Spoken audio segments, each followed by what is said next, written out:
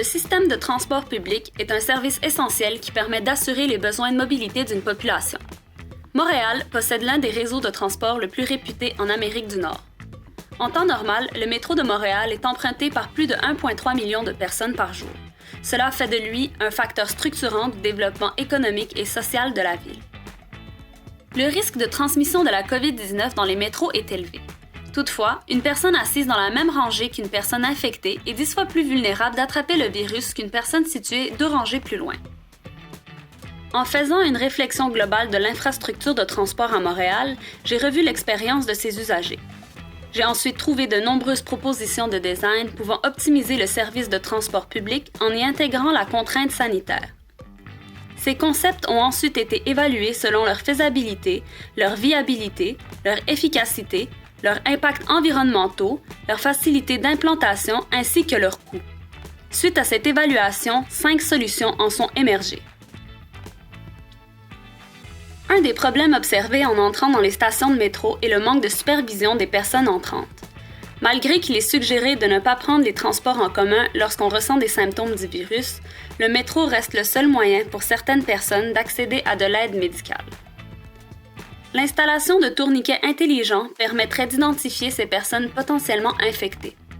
Ce tourniquet, muni d'un écran tactile et d'un thermomètre sans contact, afficherait non seulement le temps avant l'arrivée des prochains métros, mais il permettrait aussi à chaque individu de vérifier sa température dès son entrée dans la station. Pour ce faire, l'usager doit placer ses pieds sur le marquage au sol et suivre les instructions à l'écran.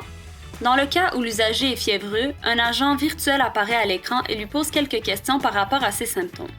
Si le passager est jugé comme étant potentiellement porteur du virus, on lui demande s'il est en route pour aller faire un test de dépistage et un masque réglementé lui est donné.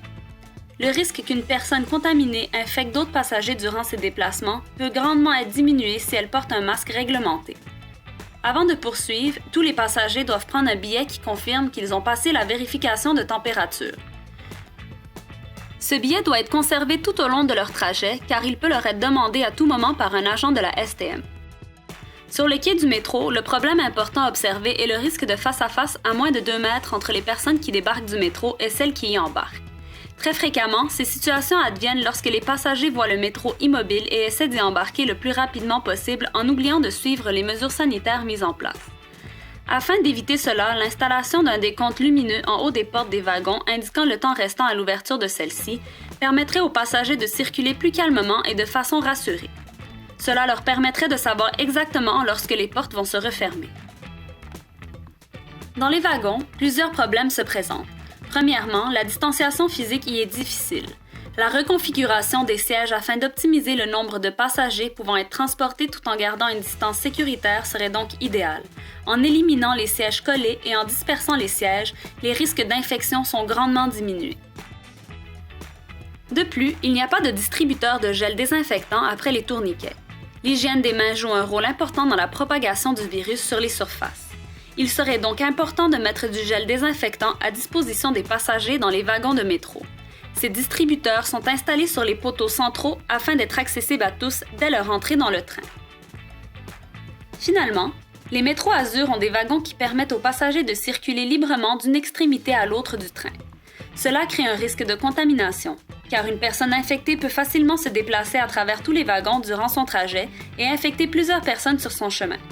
Pour éviter cela, l'installation de barrières entre chaque wagon permettrait de garder une bonne ventilation dans le métro tout en limitant le nombre de personnes rentrant en contact les unes avec les autres. Bref, il serait possible d'adapter toutes ces propositions afin de les implanter dans les systèmes de transport de d'autres villes à travers le monde dans le but d'améliorer l'expérience des usagers, ainsi que d'optimiser le service de transport malgré la pandémie actuelle et potentiellement celle à venir.